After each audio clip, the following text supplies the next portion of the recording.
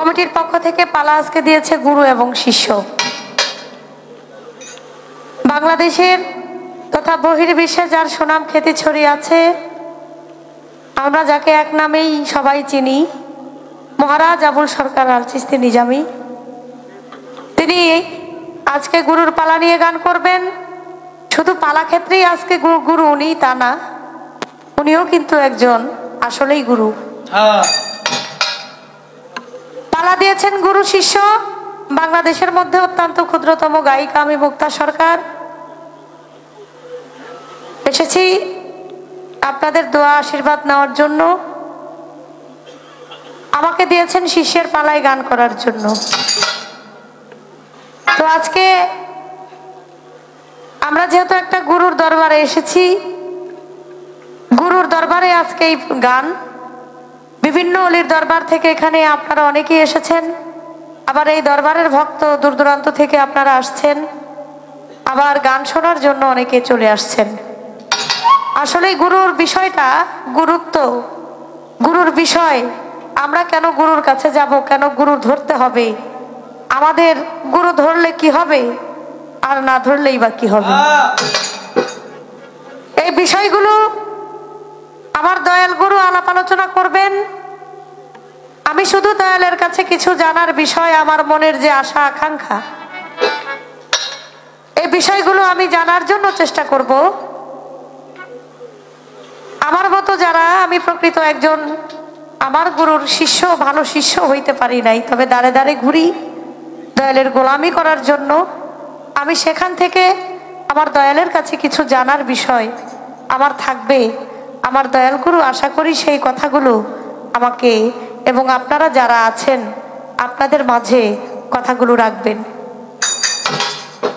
আপনারাই আছেন যারা জ্ঞানী শ্রোতাগণ, গান শুনিবেন কথা শুনবেন মনেরই মতন। এইভাবে যদি আপনারা থাকেন একটু চুপ, চুপ থাকিলে আমরা দুইজন গাইতে পারবো খুব। গুরু শিষ্য ভাবের পাল্লা সবারে যাই কইয়া, একটি গান রাখলাম আমি আসরে দাঁড়াইয়া। এই গানের মধ্যে বাবা অনেক কথাই আছে, বুঝাইয়া দিবেন গুরু বলবেন সবার কাছে। গানের মাঝে আছে কথা শুনবেন বন্ধুগণ, উল্টা কথা বাহু করে দাও ও হে গুরুধন। গানের মধ্যে আছে কথা শুনবেন বন্ধুগণ, উল্টা কথা ভাও করে দাও ও হে গুরুধন। এই গান লিখা কবি জালালউদ্দিন খাঁ, তার এই গানের মধ্যে লেখা আছে, আমি জন্মের আগে খাইতে গেলাম ভূতের বাড়ি নিমন্ত্রণ, উল্টা কথা ভাও করে দাও হে আমার গুরুধন। যারে দিয়া দুনিয়া আলো, তারে কেন দেখতে কালো, সাপের মণি ব্যাঙ্গে নিল, ময়ূর পলাই কি কারণ। বাবার যেদিন মরণ হলো, মাই সেদিন যুবতী হলো। মানে বাবাই যেদিন মারা গেছে সেদিন মাই যুবতী হইছে, আগে ছেলের জন্ম নিছে, পাই না কথার মূল বিবরণ। ভাইয়ের দেখা হলো পথে, ভগ্নি গিয়া উঠলো রথে, আমাবস্যা পূর্ণিমাতে কোথায় লাগে চন্দ্রগ্রহণ। শিয়ালির সিং সাপের পাঁচ পাও, গুরু এইসবে নে আমায় দেখাও, কবি জালালে কয় ভাও করে দাও, উল্টা কথার মূল বিবরণ। সব কিন্তু উল্টা কথা। এই আমার উল্টানো কথাই আজকে আমার যিনি দয়াল গুরু, তিনি আজকে এটা ভাও করে দিবেন। আপনারা এই গান থেকে এই বিষয়গুলো অনেক কিছু বুঝতে পারবেন আশা করি। কারণ যিনি গুরুর পালা গাইবেন তিনি একজন জ্ঞানী গুণী মানুষ। আমরা তার কাছ থেকে একটু ভালো কথা জানতে চাই, তাই আমার শুরুতেই আমি আমার দয়াল গুরুর কাছে এই বিষয়গুলো আমার জানার ইচ্ছা। আমি জন্মের আগে খাইতে গেলাম, কোথায় খাইতে গেলাম, ভূতের বাড়ি নিমন্ত্রণ। এই বিষয়গুলো আমার দয়ালের কাছে জানার বিষয়, আশা করি আপনি সুন্দর করে আমাদেরকে একটু বলে বুঝাবেন।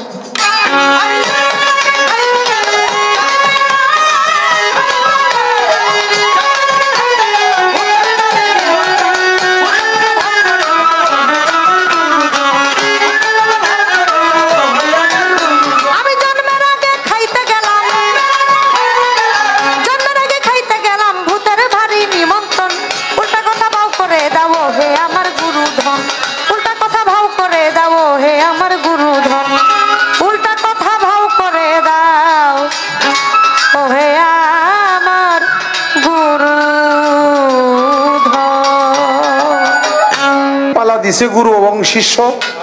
বাংলাদেশের সুনামধন্য গায়িকা কোকিল কণ্ঠী কয় আমি একেবারে ছোট্ট, মুখটা ছোটই হয় আর পাথর হইলে বড় হয় নাকি?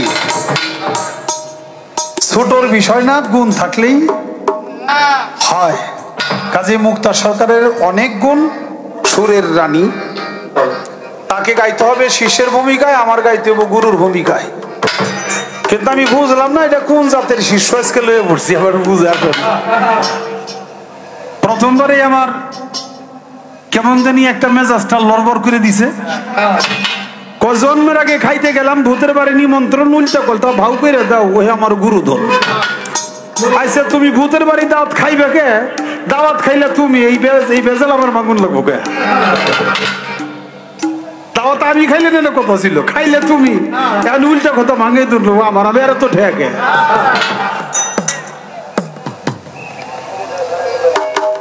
আমি প্রশ্নের জবাব দেওয়ার আগে একটা প্রশ্ন করতে চাই। ভিতর থেকে বলছে আমার জনি ভাই, কয় বাপ মেয়ে এর মধ্যে কিন্তু কোনো সারাসারি নাই, কাজে আমি ছাড়তে চাই না। আমি জবাব দেওয়ার আগে একটা প্রশ্ন করব। এই যে উল্টা পাল্টা গান লয়ে যে আমারে প্রশ্ন করলো, হে কোন জাতের শিষ্যটা আমি জানতে চাই। শিষ্য কয় প্রকার, তা কি কি? আজকে কোন প্রকার শিষ্য হইয়া আমার সাথে পাল্লা করবে, আমি তারপরে বুঝুম এর কথার জবাব দেওয়া যায় কিনা।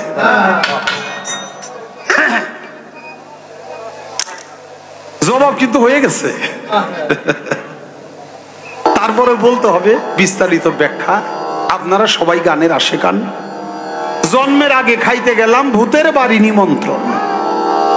ভূত হলো পঞ্চভৌতিক দেহ। এই দেহকে বলা হয় পঞ্চভৌতিক দেহ। কেন? ক্ষিতি, তপ, তেজ, মরুদ, বোম, এই পঞ্চভূতে এই মানব দেহটা তৈরি আমরা সবাই। এটা সনাতন ধর্মে বলে, আর আমাদের মুসলমান ধর্মে বলে আগুন, পানি, মাটি, বাতাস, নূর। আর তালিমের ভাষায় বলে ছাপা, বাঘ, আব, আতস, খার। এই পঞ্চটা জাত সনাতন ধর্মে বলে এই পঞ্চভূত, এই পঞ্চভৌতিক দেহ।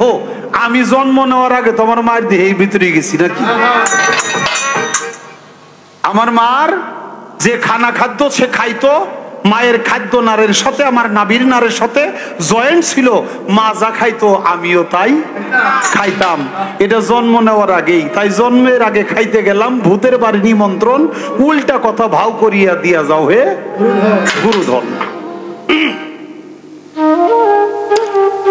এরপরে গানের মধ্যে অনেক কথা, সেই কথাগুলি পরে বলবো। আগেই পেঁচটা ভাঙ্গাই লইলাম, গানের ভিতরে ঢুকবো একটু পরে। একটা গান আগে আমার বাজানের লেখা একটা গান।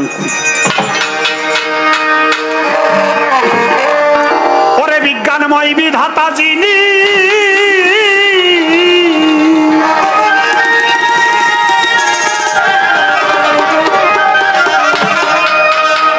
ওরে ভাই বিজ্ঞানময় বিধাতা যিনি, অবাজান আত্মা রূপে আছে তিনি, নবরূপে নিজেই নারায়ণ। ওরে পাগল মন চিনলি না তোর গুরু কেমন ধন, বাবা চিনলি না রে সিরাজ সাথী ধন। ওরে পাগল মন চিনলি না তোর গুরু কেমন ধন, বাবা।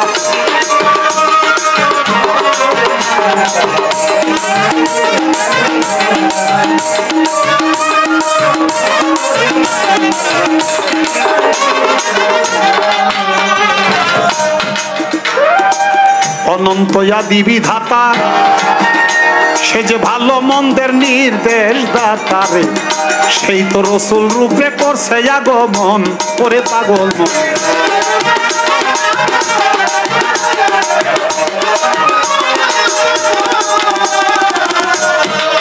ওরে পাগল অনন্ত আদি বিধাতা, ভালো মন্দের নির্দেশ দাতারে, সে তো রসুল রূপে করছে আগমন। ওরে পাগল মন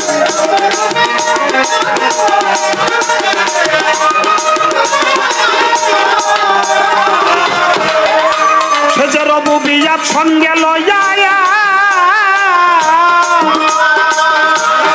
ও বাজান রবুবিয়াত সঙ্গে লইয়া রে সালত প্রকাশ করিয়া,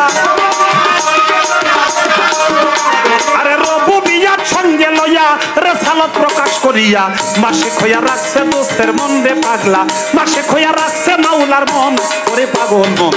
চিনলি না তোর সিরাজ সাকি ধন বাবা, চিনলি না রে শামীম সাকি ধন ওরে পাগল মন, চিনলি না তোর ইফতি সাকি ধন বাবা।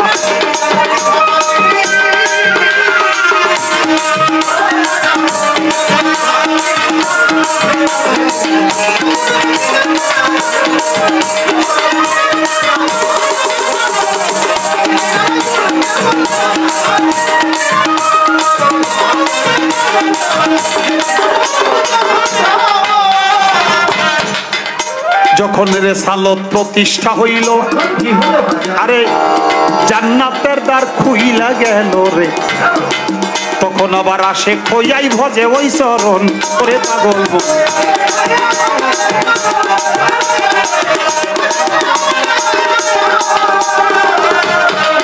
আরে যখন রেসালত প্রতিষ্ঠা হইল তখন জান্নাতের দ্বার খুইলা গেল রে, তখন আবার আসে খোয়াই ভজে ওই চরণ করে পাগল মন।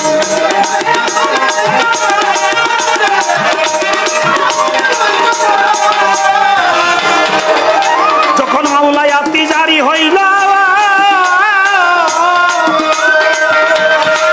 ওরে যখন মাওলায়াতি জারি হইল রেসালত বাতুনে গেল,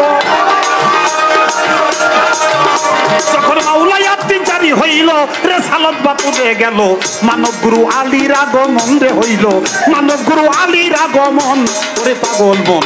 চিনলি না তোর সিরাজ সাকি ধন বাবা, চিনলি না রে সিরাজ সাকি ধন ওরে পাগল মন, চিনলি না তোর শামীম সাকি ধন।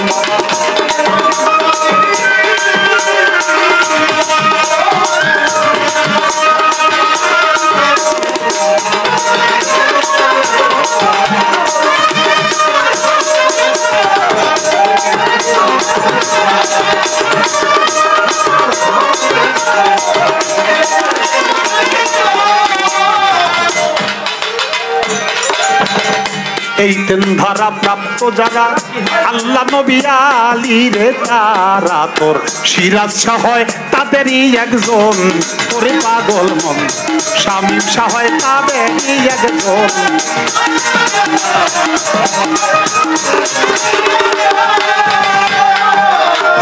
এই দুনিয়ায় এই তিন ধারা প্রাপ্ত যারা আল্লাহ নবী আলী রে, তারা তোর সিরাজ শাহ হয় তাদেরই একজন। আমার ভক্ত রে মারুফ শাহ হয় তাদেরই একজন।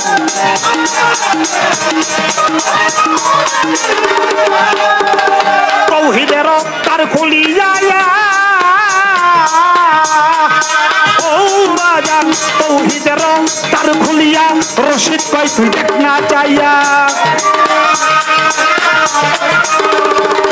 একবার তৌহিদের তার খুলিয়া বাজান কয় তুই দেখ না চাইয়া। একা শোনেই বসা রয় চারজন রে পাগলা, একা শোনেই বসা রয় চারজন ওরে পাগল মন। চিনলি না তো সিরাজ সাকি ধন বাবা, চিনলি না রে শামীম সাকি ধন ওরে পাগল মন, চিনলি না তোর মারুফ সাকি ধন। বিজ্ঞানময় দাতাজি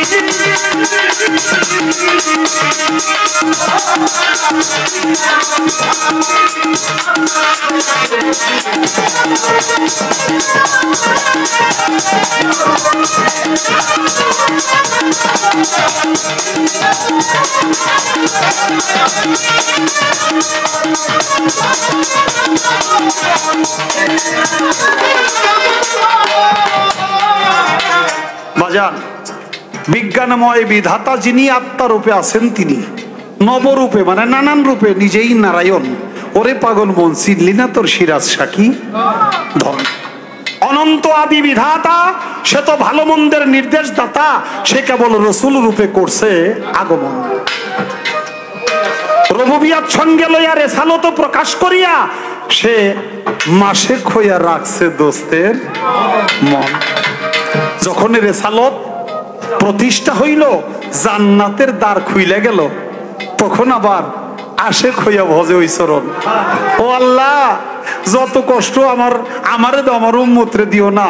আর আমার সিরাজ শাহ বাবা কয়, আমার শামীম শাহ বাবা কয়, যত কষ্ট পারো আল্লাহ আমারে দাও, আমার ভক্তরে কোনো কষ্ট। যখন মাওলায়াতি জারি হইল তখন আবার রেসালত বাতুনে গেল, তখন হইল মানব গুরু আলীর আগমন। নবী হতে নবুয়তের যুগের সমাপ্তি, মাওলা আলীর মাধ্যমে বেলায়েতের সূচনা, পীর মুর্শিদের সূচনা। অবশেষ আমার বাজান বলছে এই তিন ধারা প্রাপ্ত যারা, রুবুবিয়াত, রিসালাত, মাওলায়াত, এই তিন ধারা প্রাপ্ত যারা এই দুনিয়াতে আল্লাহ, নবী এবং আলী, তারা তোর সিরাজ শাহ হয় তাদেরই একজন। তৌহিদের দ্বার খুলিয়া আমার বাজান রশিদ কয় তুই দেখ না চাইয়া এক আসনেই বসা রয় চারজন, আল্লাহ, নবী, আলী, আর তুমি যার কাছে মুড়ি দিছো সে। আমার দয়াল বাবা সিরাজ শাহ, আমার দয়াল বাবা শামীম শাহ, আমার দয়াল বাবা মারুফ শাহ, আমার দয়াল বাবা ইফতি শাহ, এই চার শাহ মিলে হইল এক শাহ।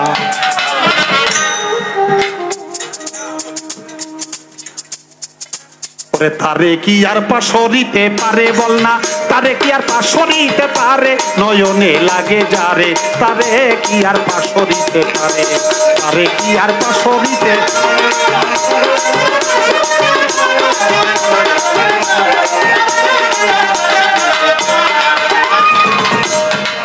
অভোলা মন, ভোলা মন, মনে রে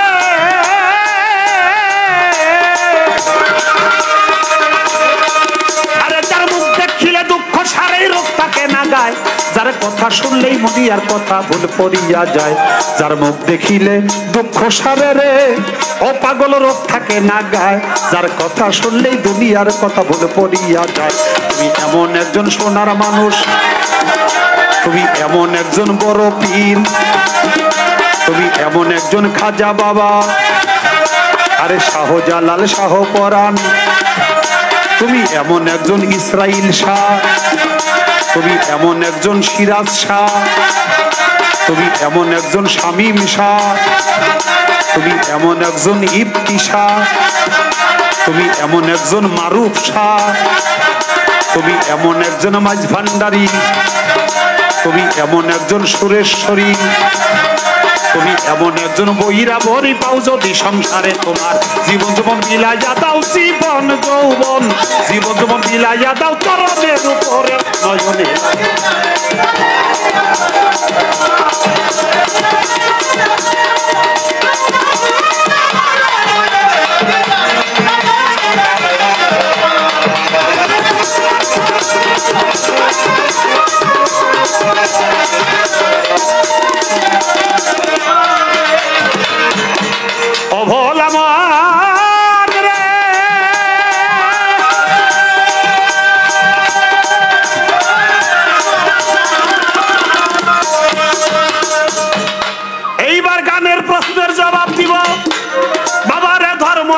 সরে যারে দিয়া দেখতে, আরে যারে দেখতে এত কালো বলো না আমারে, সে কেমন দেয় আলো আমারে জানাও, উল্টা কথাই এইবার দয়াল করে দিবা ভাও, আমি আস্তে ধীরে বলবো তারে, আরে ফাঁকি ঝুঁকি দিব না রে, আমি আস্তে ধীরে বলবো তারে, ফাঁকি ঝুঁকি দিব না রে। যারে দিয়া দুনিয়া আলো সে কেন দেখতে কালো, সাপের মণি ভেঙ্গি নিল ময়ূর পালায়, কি কারণ? বাবা চোখের মণিটা কালো, এটা দিয়াই আলো, এটা বাহ্যিক কথা, কিন্তু আসা যাওয়াটাও কালো, রাস্তায় আসা যাওয়াটাও কালো, যেখান থেকে আলো দেয় অর্থাৎ সন্তান জন্ম দেয়। চোখের মণি কালো, চোখের কালো মণি দিয়া পৃথিবী আলো নাকি? যারে দিয়া দুনিয়া আলো তারে কারো দেখতে কালো, সাপের মণি বেঙ্গি নিল, বেঙ্গি হলো মা আর সাপ হলো বাবার কাছে, বাবার মণি মায় নিচে দেখেই তো আমার জন্ম হয়েছে নাকি বল? তাই সাপের মণি বেঙ্গি নিল ময়ূর পালায়, কি কারণ? ময়ূর পালাই হলো যখন নাকি মণিটা নিয়ে গেছো তখন আর ফেগম টেগম কিছু থাকে না, তখন একেবারে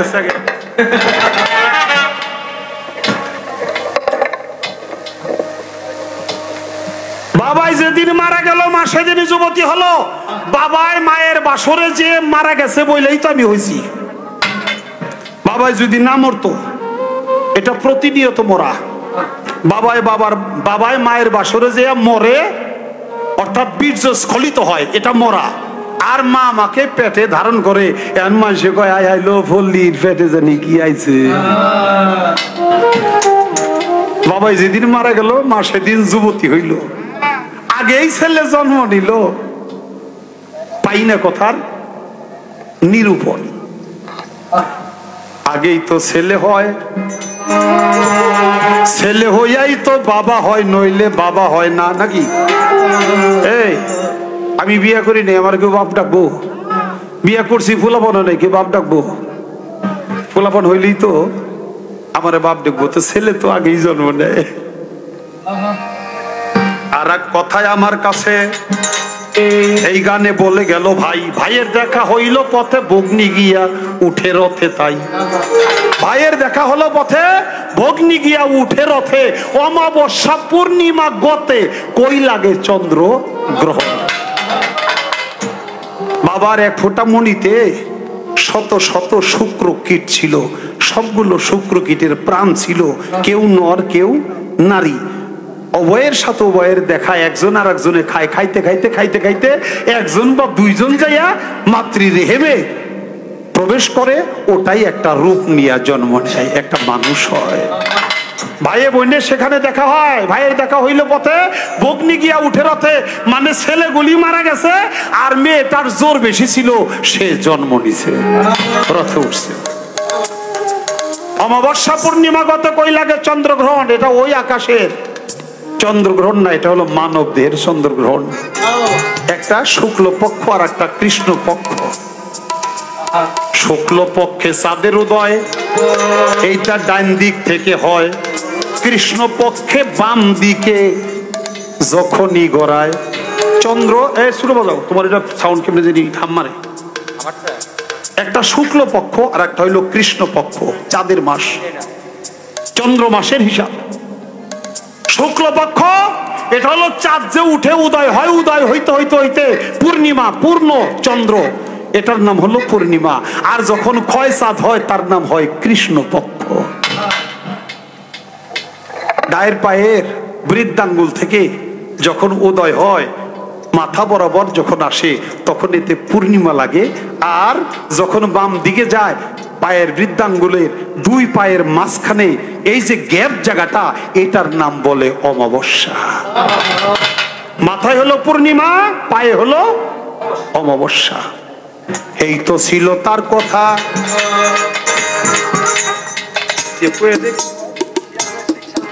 শিয়ালের শিং, সাপের পাঁচ পাও, কন্দি। আফ্রিকার জঙ্গলে গেলে শিয়ালেরও শিং আছে, এটা দেখা যায়। এটা ওই যে ন্যাশনাল জিওগ্রাফি চ্যানেল দেখলেও পাওয়া যায়। কিন্তু সাপের পাঁচ পাও আছে। আপনারা গুই সাপ চিনেন না? গুই সাপের পাও কয়টা? চারটে। লেজ দেয় একটা, এটা হলো পাঁচটা। কিন্তু জালালউদ্দিন খা কিন্তু এগুলো দিয়ে গান লেখে নাই। জালালউদ্দিন খা সে তো অনেক বড় মাপের, উঁচু মাপের সাধক, তার গানটা হলো তাত্ত্বিক। কিন্তু আমি এটা হলো দেখা দেখি একটা কথা বললাম। শিয়ালের শিং, সাপের পাঁচ পাও। আমি আগেই বলছি, সাপ হইলো বাবার কাছে, আর শিয়াল হলো মা। কেমনে কমু? শিয়ালের শিং থাকে, মায়েরও শিং থাকে। একটু লুকাইয়া লুকাইয়া, আড়ালে আড়ালে চলে, দেখেন না ভাবিয়া। শিয়াল চলে আড়ালে, নাকি? শিয়াল চলে লুকাইয়া। আর কুকুর ও চলে প্রকাশ্যেও, কোনো ফালায় না। ও মায়েদের শিং আছে, বাবার কোনো শিং নাই। মারা পালায় চলে শিয়ালের মতো। এই জন্য বলছে শিয়ালের শিং, সাপের পাঁচ পাও। ওই যে সাপ, এই সাপের মূল হলো কাম। সাপের মূলটা হইলো কাম, অর্থাৎ কামের মাধ্যমে আমরা দুনিয়াতে আসছি। এই কামকে পরিচালনা করে পাঁচটা পায়। সেটা হলো কামের পরে ক্রোধ, কাম, ক্রোধ, লোভ। কাম, ক্রোধ, লোভ, মোহ, মদ, মাৎসর্য। এই ষড়টারই এই ষড়টার উপর প্রধানটা হইল কাম। আর কামরে পরিচালনা করে বাকি পাঁচটায়। কাম, ক্রোধ, লোভ, মোহ, মদ, মাৎসর্য। এই ছয়টার মধ্যে পাঁচটা হইল পাও আর একটা হইল মূলে কাম। আমার ভিতরে লোভ লাগছে দিয়েই তো কবিরা খবর হয়েছে। হ্যাঁ, আমার ভিতরে লোভ জাগ্রত না হইলে আমার অন্য কিছুর খবর হইতো না। আমার জবাব শেষ। প্রশ্ন একটা করছি, গুরু রে খাটাই আমারে, এটা কোন জাতের শিষ্য, এটা আমার জানা দরকার। আপনারা আমার সাথে আছেন না? 3 ঘন্টার জন্য দৈরা বাইন্দা আমার গুরু বানাইয়ে আমার উপরে একটা পাহাড় সমান বোঝা দিব, আর হে খালি হুইয়া হুইয়া থাকবো, 2টা করে গান গেয়ে বসবো, অত নালি আদেশের না, ওয়া করতে দিব না। প্রশ্ন করছি দেখি, তারপরে যদি দেখি যে আরো বাড়াবাড়ি করে, আরো প্রশ্ন আমার কাছে আছে, ওটা ছেড়ে দিব। মদিনার গোলামি আমারে দে, এই পানি, মদিনার গোলামি আমায় দে। ওরে আমার শামীম শাহ বাবা, মদিনার গোলামি আমায় দে।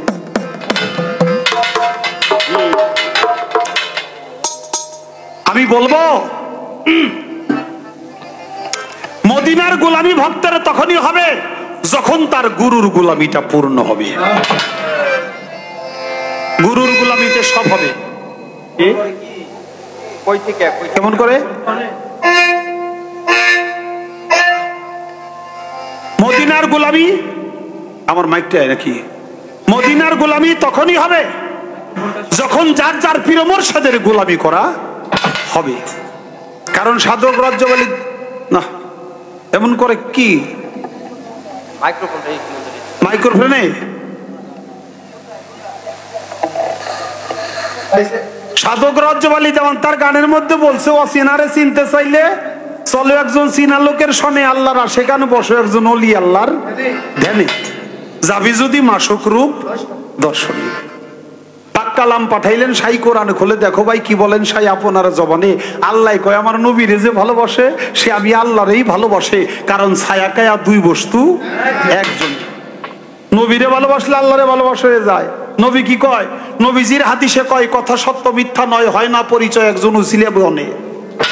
নবী কয় আমার নায়েবে রাসূলরে যে মারিবে নিশ্চয় সে আমারে পাবে, আমি তার সুপারিশদার হব হাসরও মিজান। তাই কামেল পীরের কাছে হইলে তালকিন, রসুলকে চিনিবি সেই দিন যার যার পীরের রূপে, তোমার শামীম শাহর রূপে, তোমার সেই রাজ্জাক শাহর রূপে, তোমার সিরাজ শাহর রূপে আসিবে সামনে। তাই পীরের রূপ নয়নে রাইখো, হৃদ কমলে ছবি আইকো, কইরো ধিয়ান বসিয়া নির্জনে। আল্লাহর ওলি আশেকান আমার দয়াল মুর্শিদ কাদির চান, তারে করো ধ্যান সজল নয়নে, তারে হৃদয়ে রাখিলে চিন, ওরে ভক্ত মিলিবে নিদানের দিন। এই কথা কইরো কিন, কয় সাধক রজ্জব দেওয়ালে। তাই গুরুর গোলামি হইলে নবীর গোলামি হয়, নবীর গোলামি হইলে আল্লাহর গোলামি হয়। আমার দয়াল গুরু সুন্দর করে তা বলে গেছে, কিন্তু বলার আগে আমার একটু দোষী করে গেছে আর কি। তো এটা আমার কোন জাতের শিষ্য? গুরুর উপরে এত বোঝা দিয়া দেয়। আমি তো জানি যে গুরু চোখ দেখলেই মনের কথা বলতে পারে। গুরুর কাছে চোর আসে না ভালো মানুষ আসে, এটা তো গুরুতে দেখলেই বলতে পারে। আর আপনার কাছে আমি মুড়ি ধরলাম, আপনি আমার গুরু, আপনি আমার এখনো চিনলেন না। এটা কোন জাতের শিষ্য? এটা জিজ্ঞেস করার কারণ হলো আমি জালালউদ্দিন খান একটি গান রেখেছি, জন্মের আগে খাইতে গেলাম ভূতের বাড়ি নিমন্ত্রণ, উল্টা কথা ভাও করে দাও হে আমার গুরুধন। কয় তুমি জন্মের আগে খাইতে গেছো, এটা আমার কি? সবকিছু আপনার না, আপনিই তো বলবেন, আপনি না বললে কে বলবো? আজকে যে কি অবস্থা হয়, আজকে খালি দেখি কয় তুমি কোন শিষ্য? শিষ্য 4 প্রকার, শিষ্য হলো 4 প্রকার। এর মধ্যে তুমি কোন শিষ্য? আমার এত জিজ্ঞাসা করো, আমি বললাম না আজকে অনেক জিজ্ঞাসু, আমি খালি জিজ্ঞেস করু এই কাজ। যতক্ষণ পর্যন্ত আমি ভক্ত না হব ততক্ষণ পর্যন্ত আমার কাজ খালি জিজ্ঞাসা করারই। আর এগুলো সব কিছু, কারণ আমার মনের মধ্যে যে দ্বিধাদ্বন্দ্ব আছে এগুলো তো সব পরিষ্কার করে দিবেন, দায়িত্ব তো আপনার। আপনি আমার গুরু, আপনি বলে দিবেন না? এখন এত কথা জিজ্ঞেস করলে আপনি যদি মনে করেন যে আমি আপনার উপরে বোঝা চাপাই দিতেছি, তাহলে দইব না। আপনার কামই এই 3 ঘন্টা পরে খালি আপনি আমার কথার জবাব দিবেন। এই জন্যই আপনি গুরু আর আমি শিষ্য। শিষ্য 4 প্রকার, 4 প্রকারের মধ্যে 1 প্রকার বললাম জিজ্ঞাসা, আর 3 প্রকার বলতেছে একটা গান গাই আগে।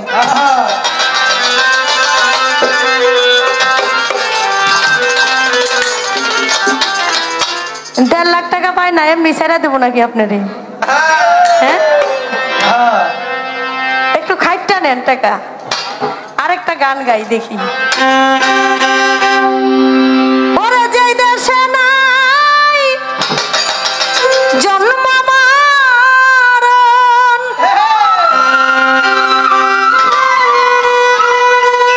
দয়াল আমার সেথায় যেতে চাই মনে, আমি সাধন দেশে যাব মনে।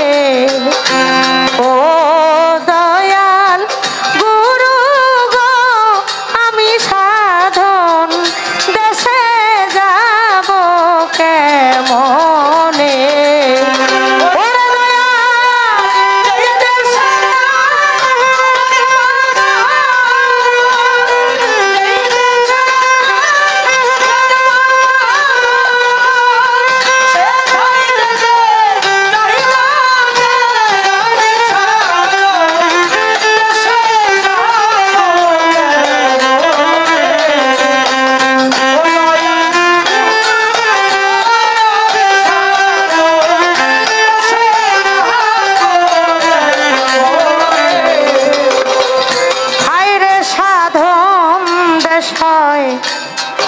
কত জেলার পথ, কয় দরিয়া পাড়ি দিলে মিলবে সেই খবর। ওরে দয়াল সাধন দেশ হয় কত জেলার পথ, কয় দরিয়ায় পাড়ি দিলে মিলে সেই খবর। ওরে দয়াল জানিতে সেই দেশের খবর,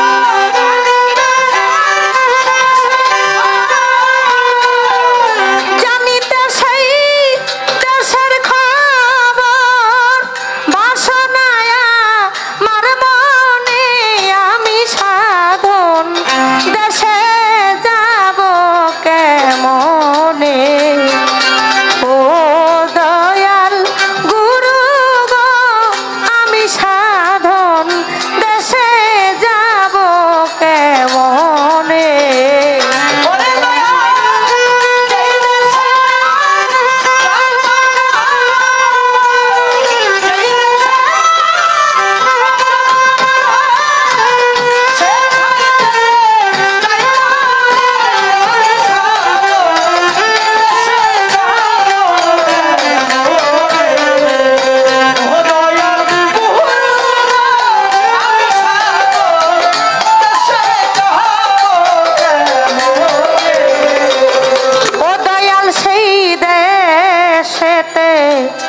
রাজত্ব হয় কার, সেই দেশেতে আমি গেলে হব কিসের অধিকার। ও দয়াল সেই দেশেতে রাজত্ব হয় কার, সেই দেশেতে আমি গেলে হব কিসের অধিকার।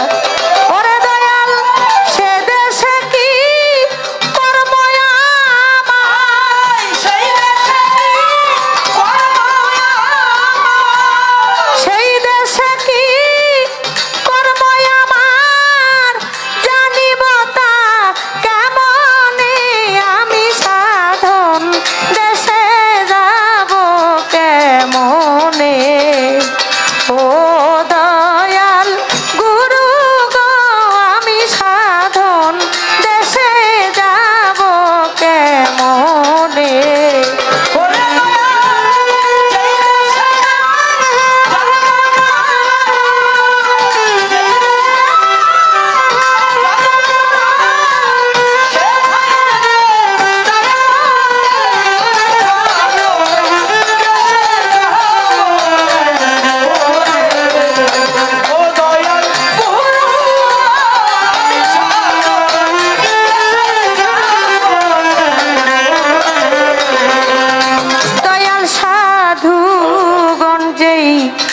দেশের লাগি শ্মশানে বাবন জঙ্গলে যায় রাজ্য ত্যাগী দয়াল সাধু গঞ্জেই দেশের লাগি শ্মশানে বাবন জঙ্গলে যায় রাজ্য ত্যাগী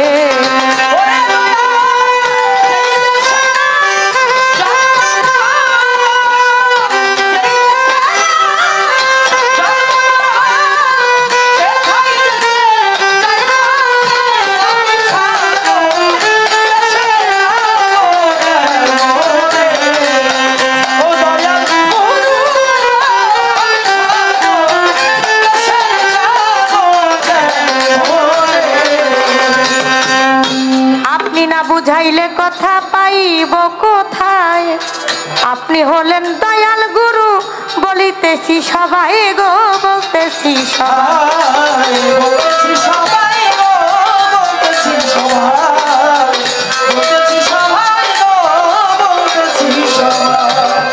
গানের মধ্যে আছে কথা শুনিবেন বসিয়া সাধন দেশে যাব কেমনে বলিবেন খুলিয়া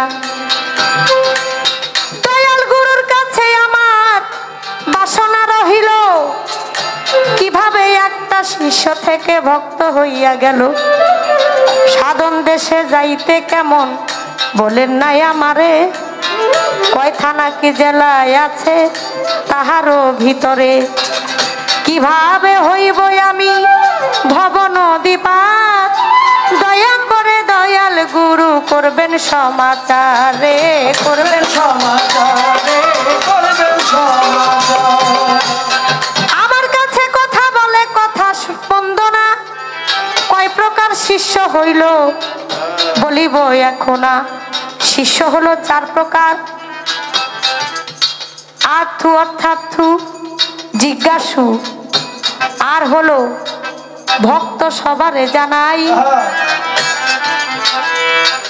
এই হলো 4 প্রকার শিষ্য সবারে বুঝাই আমি এখনো জিজ্ঞাসু আছি আমি আপনার এদের কইয়া আপনার কৃপা গুণে যদি আমায় নেন ভক্ত বানাইয়া ভক্তের কোনো চাওয়া পাওয়া থাকে না সংসারে সে যদি পথের দিকে শুধু চেয়ে থাকে বলি বিনয় করে একটা ভক্ত সে শুধু রাস্তার দিকে পথের দিকে চেয়ে থাকে চাতক পাখির মতো একটা চাতক পাখি যেমন সারাক্ষণ আকাশের দিকে চেয়ে থাকে কখন বৃষ্টি নামবে আর কখন সে বৃষ্টির পানি পান করে তার জীবন বাঁচাবে কারণ চাতক পাখি সে বৃষ্টির পানি পান ছাড়া বৃষ্টির পানি ছাড়া কোনো কিছু আহার করে না ঠিক তেমনি করে একজন ভক্ত পথের দিকে চেয়ে থাকে কখন আমার শামীম শাহ বাবা আসবে কখন আমার সিরাজ শাহ বাবা আসবে আমি তার চরণ ধুলি আমার এই পাপী দেহে মেখে আমার দেহটাকে সিদ্ধ করব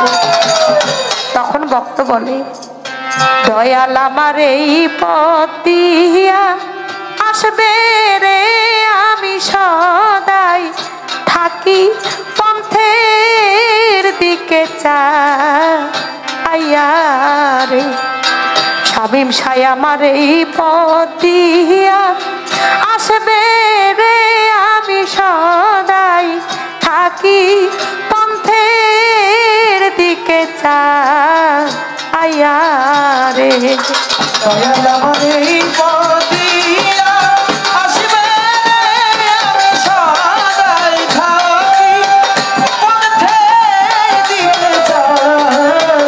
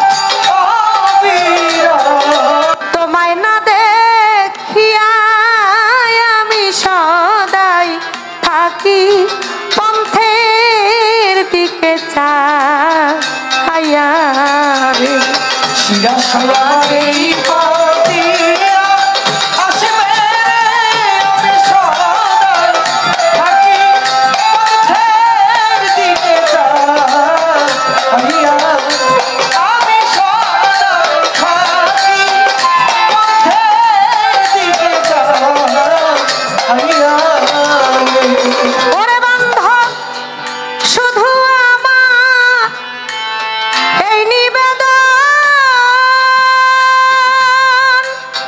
ওরে তুমি দেখা দিয়া রাখো জীবন রে ওরে শুধু আমার এই নিবেদন ওরে তুমি দেখা দিয়া রাখো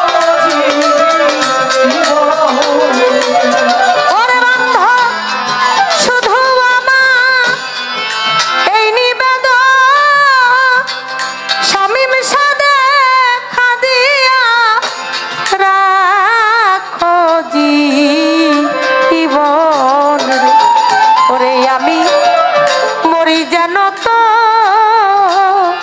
যুগল চরণ পাইয়া আমি মরি যেন তো যুগল চরণ পাইয়া আমি সদাই থাকি পন্থের দিকে চাইয়া রে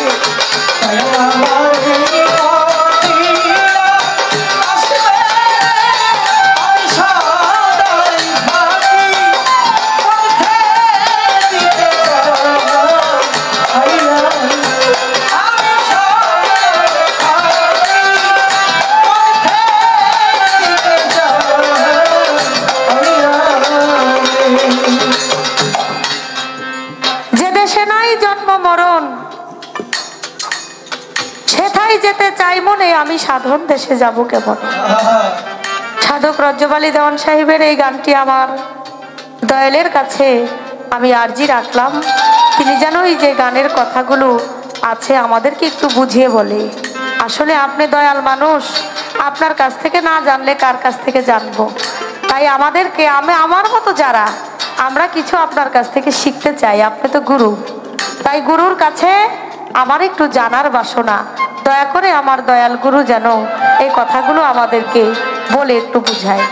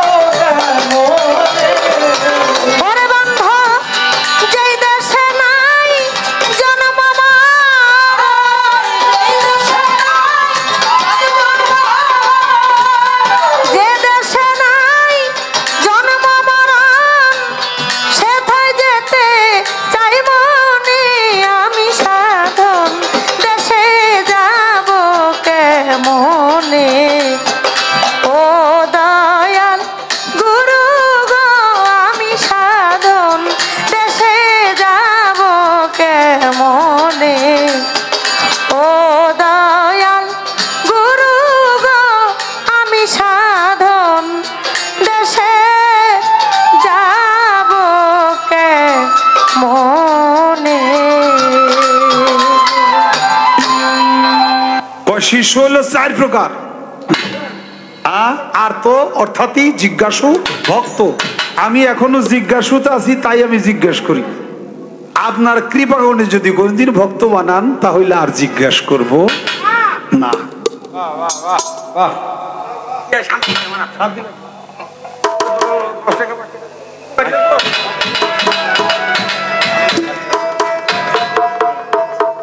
আচ্ছা ঠিক আছে আমার বাবা জান আবারও আমার 10 টাকা দিছে আসলে পাগলের 10 টাকা কিন্তু অনেক টাকা তাই না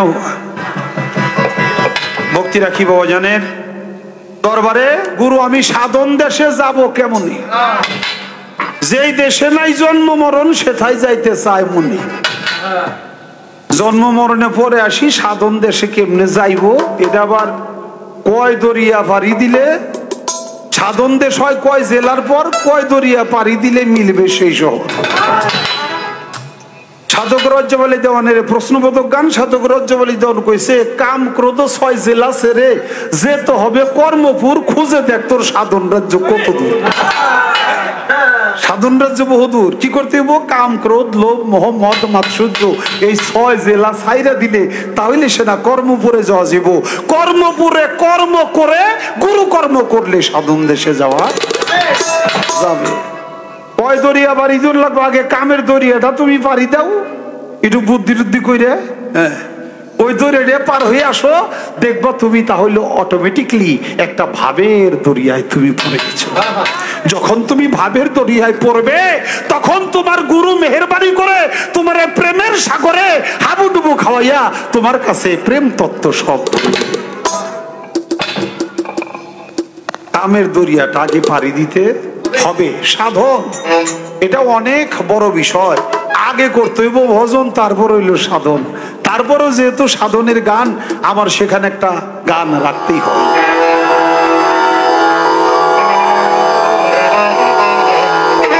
আরে গুরুকে সাধিতে গেলে, আরে গুরুকে সাধিতে গেলে জিয়ন্তে হবি মরা।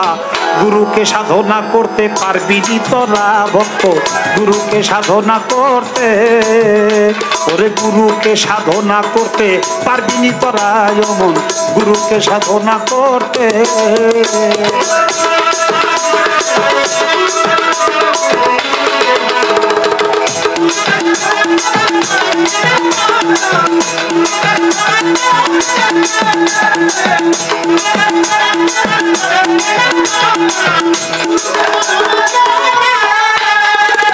হুশ রাখো দমে দমে, নেগাবার হবে কদম।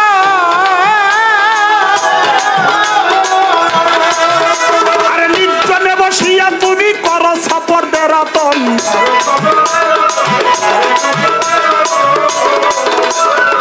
হুশ রাখো দমে দমে, নেগাবার হবে কদম। নির্জনে বসিয়া তুমি করো সফর বেরাতন।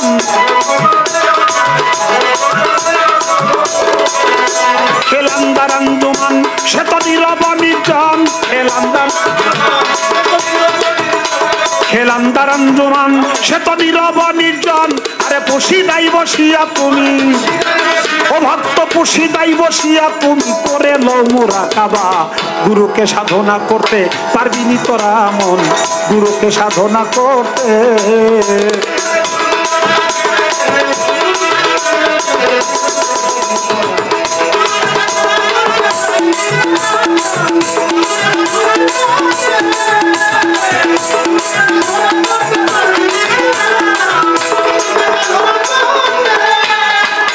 মুরাকাবাই বসে তুমি মুশাহেদাই করো ধ্যান।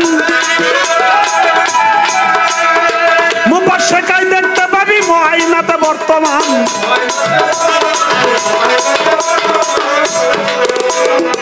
মুরাকাবাই বসে তুমি মুশাহেদাই করো ধ্যান।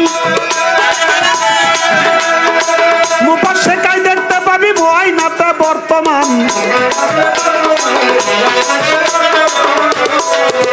বলে ছেকেতে ভানা যাবে রাসূলকে চেনা হইলে,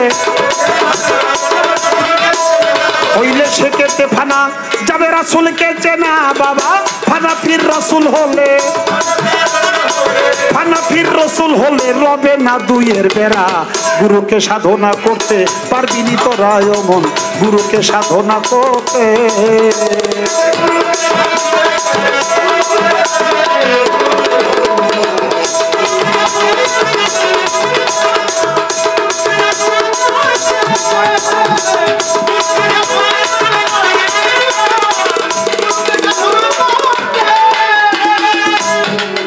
হযরত গৌহর শাহ কয়চার হইয়াছে ফানায়ার বাকার কর। সেই জন্য চিনেছে ভাবেই গুরু কি অমূল্য ধন, গুরু কি অমূল্য ধন। হযরত গৌহর শাহ কয়চার হইয়াছে ফানায়ার বাকার কর। সেই জন্য চিনেছে ভাবে সিরাজ সাকি অমূল্য ধন গুরু কি অমূল্য ধরলে গুরুকে কর সাধনা নিজে হইয়া ফানা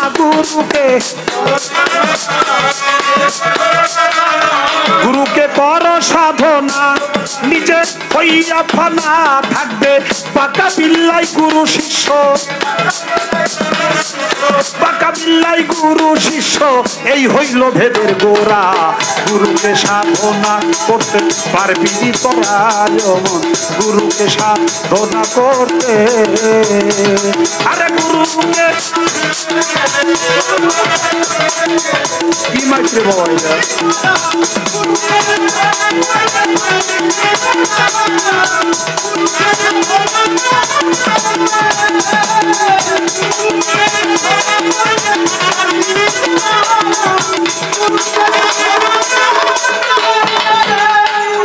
জবাবে আমার গানটা কিন্তু হয়ে গেছে আমার জবাব শেষ গুরুকে সাধনা করতে পারবি নি তোরা গুরুকে সাধিতে গেলে জীবন্ত হবি মরা মতু আন্তা কাবলো মতু আগে তুমি মরার আগে মরে যাও এখানে 12টা স্টেশন তোমার সাধনার খুশদের দম নেগাবার কদম সফরদের তন হেলান্দার আঞ্জুমান মুরাকাবা মুশাহেদা মুবাশশিকা মুআয়না ফানাফি শায়েখ ফানাফির রাসূল ফানাফিল্লাহ বাকাবিল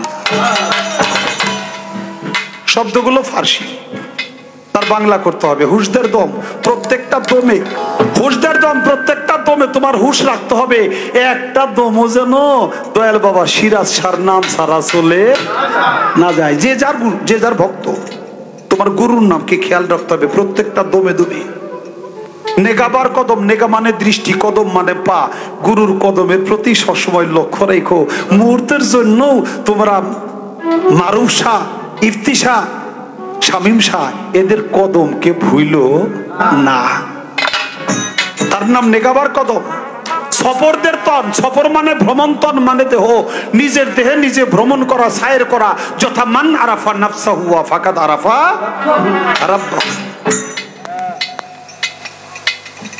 হেলান্দার আঞ্জুমান আঞ্জুমান পশিদা মজলিস করা মরার আগে মরে যাওয়া মুরাকাবা নির্জনে বসা মুবাশশিকা একটা কায়দা কৌশলে তোমার গুরুর প্রতিচ্ছবি জাগায় তোলা মুআয়না এই কল্পকে আয়নার ন্যায় পরিষ্কার করা তারপরে মুরাকাবা ফানাফি শায়েখ শায়েখ মানে পীর ফানা মানে বিলীন তোমার গুরুর প্রতি তুমি সম্পূর্ণরূপে ফানা হয়ে যাও বিলীন হয়ে যাও বাবা আমরা সিগারেট খাই না ভক্ত হলো তাই একটা সিগারেট যে ব্যক্তি খায় তিনি মজা পায় সিগারেট তার পুরা দেহটা পুরাইয়া ছাই বানায় দেয় সিগারেট কোনো মজা পায় সিগারেট কি কোনো স্বাদ নেয় যে খায় যিনি পান করে তিনি কেবল স্বাদ নেয় সিগারেট কোনো মজা পায় না নিজে সম্পূর্ণ জইলা পুরা ছাই হইয়া তারপরে আরেকজনকে তৃপ্তি দেয় ভক্ত হইল তাই নিজের জীবনটাকে ছিন্ন বিচ্ছিন্ন করে তুমি তোমার শামীম কাকে সুখ দাও যদি তাই করতে পারো তাহলে তুমি ভক্ত হইতে পারবা তা না হলে তুমি ভক্ত হইতে পারবা না তারপরে ফানাফির রসুল ওই গুরুকে রসুলে ফানা করলে তোমার গুরু রসুল হয়ে যাবে তখন তুমি তোমার আর গুরু গুরু থাকবে না গুরু নিজেই হয়ে যাবে রসুল তারপর হবে ফানা ফিল্লা ইল্লা তাল্লা ফানাতে বিলীন যে ব্যক্তি ফানা ফিল্লার দরজায় পৌঁছে সে ব্যক্তির গুরুও থাকে না রসুলও থাকে না ওই গুরু নিজেই হয়ে যায় স্বয়ং আল্লাহ লালন সাইজি বলছে যে মুর্শিদ সেই তো রসুল ইহাতে নাই কবুবুল খোদাও সে হয় ফকির লালন কয় না এমন কথা এই কথা কোরআনে কয় পারে কে যাবি নবীর নৌকাতে আয় রূপ কাষ্ঠের নৌকা এটা নাই ডুবার ভয় পীর মুর্শিদের রূপ এই রূপে একবার সোয়ার হয়ে দেখো তোমার ডুবে মরার ভয় থাকবে না তারপরের স্তর হইল বাকাবিল্লাহ যেই জায়গায় পৌঁছলে মনসুর হাল্লাস কয় আমি আল্লাহ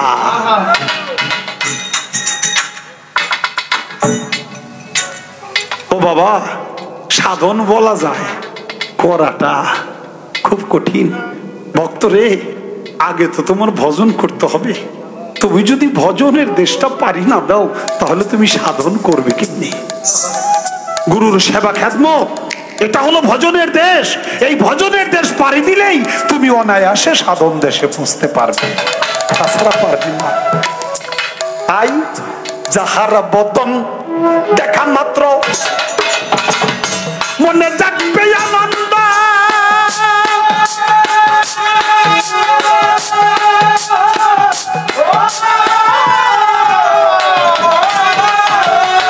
ওরে বাজান তাকিয়ে বুকে জড়িয়ে ভেব এই তো স্বয়ং গোবিন্দ।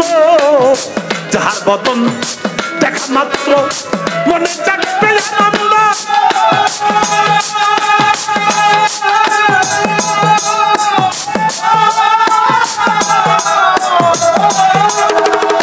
ওরে বাবা তাকিয়ে বুকে জড়িয়ে ভেব এই তো স্বয়ং গোবিন্দ। দিয়ে তার প্রতিঅঙ্গে প্রতিঅঙ্গ কলিয়ঙ্গ বৃন্দ সঙ্গ, প্রতিঅঙ্গে অঙ্গ দিয়ে প্রতি অঙ্গে প্রতিঅঙ্গ তুমি করিও স্বামীন সার সঙ্গ। উথলিবে প্রেম তরঙ্গ, উথলিবে উথলিবে প্রেম তরঙ্গ, পাপিত প্রাণ চুরাইবে। আমার দয়াল গুরুর মুখে একটি গান শুনলাম, চমৎকার গান।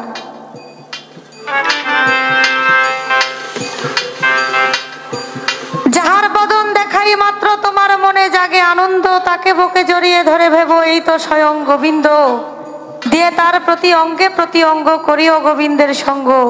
উথলিবে মন মাতঙ্গ, তাপিতঙ্গ শীতল হবে। জানো না রে ও ভ্রান্ত মন কিসে গুরুর ভজন হবে। যার সাথে নাই প্রেম প্রীতি তার পূজায় কি মন বসিবে। রাধা বল্লভের গান একজন সাধকের গান। গানের মধ্যে একটা অন্তরার মধ্যে আছে, তোমার মুখে যাহা মিঠা লাগে সপে দাও প্রাণ গুরুর ভোগে।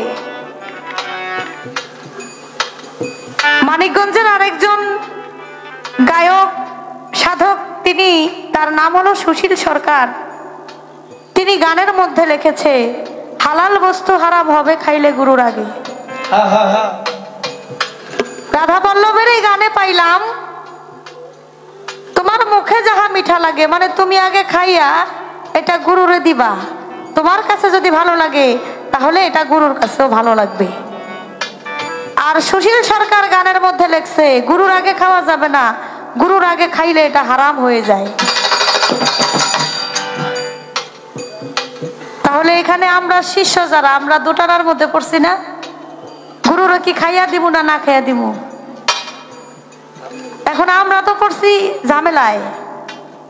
এই বিষয়টা আমার, যেহেতু আমার দয়াল গুরু গানটা গাইছে, রাধা বল্লভের গান, যে তোমার মুখে যাহা মিঠা লাগে তুমি সেটাই গুরুর ভোগে সঁপে দাও। কিন্তু আরেকজন সাধক আবার তো আরেকটা লেখা পেছ লাগাই দিয়া গেছে, কইছে তুমি হালাল বস্তু তোমার হারাম হয়ে যাবে তুমি যদি এটা গুরুর আগে খাও। এখন আমি করব কোনটা? আপনি যেটা বলবেন আমি সেটাই করব। আমার এই বিষয়টা আপনি একটু বলে দিবেন। এই একটি কথা আমার দয়ালের কাছে, আশা করি সুন্দর করে মীমাংসা করে দিবেন।